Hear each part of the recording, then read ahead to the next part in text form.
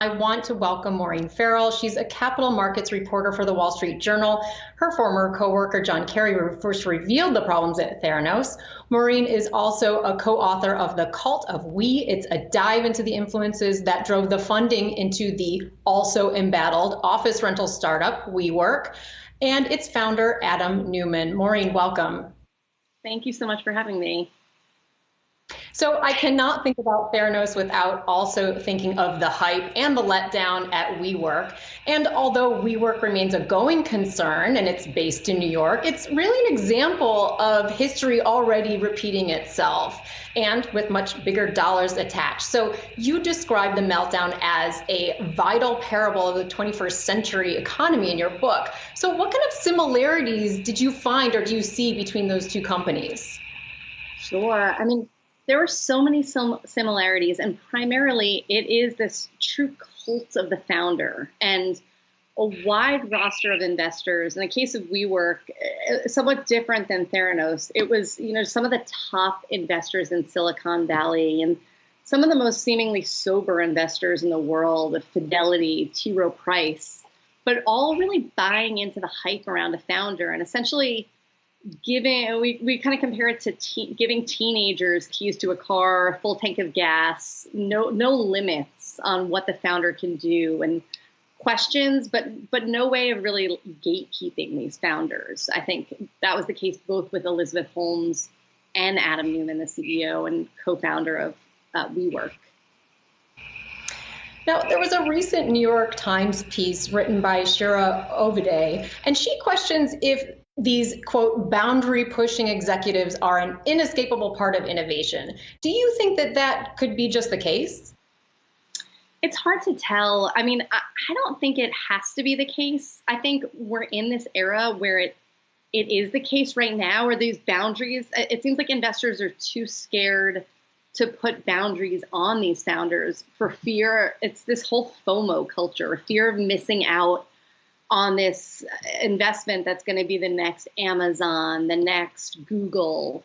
But you look at Amazon, right? One of the biggest companies in the entire world, one of the most innovative companies, and something that sort of built specifically Adam Neumann, this founder control where the founders have so much more power and essentially all the voting control of a company.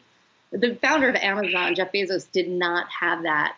Everyone talks about Steve Jobs, Jeff Bezos, and they actually didn't have that. They had some boundaries. If they failed, Steve Jobs famously was pushed out. He learned a lot of lessons and then came back and revived Apple. So I don't think it really has to be part of innovation. I think right now that is the mindset in Silicon Valley, but I don't think it has to be. Now, I want to switch gears and look at it from another perspective. I want to show a clip from the film, and it's an interview with former Theranos board member Dan Warmenhoven, and then I'd like to get your perspective on the other side of it. Here's what he had to say. This is going to sound a little strong, but to a certain degree, she's a victim because she didn't know what she didn't know, and she relied on people who gave her bad advice or mismanaged it, I think. So here, I want your thoughts on whether you think it's possible that founders like Holmes or Neumann or others are really set up in any way to fail. I think first of all, I think that's way too strong to call her a victim. She knew from everything I've ever read, she knew that didn't work, was putting people's lives in danger. Yet I do think there's something to that I do think makes sense. I think founders are set up to fail. It's unhealthy to not have boundaries on founders, and to really just give them so much room to sort of run themselves into the ground. I think about that a lot. Theranos, it just didn't work. But WeWork, there was something there. And I think, what if the board members stood up to him and told Adam Neumann he couldn't buy a $65 million private jet? He couldn't take out loans and do stock sales worth $1 billion. What if they actually made rules and forced him to stick by them, forced the company, really took a harder look at the company and these very obvious red flags? Could its fate have been avoided? Could it have been, maybe a slower growing, but better, more solid company?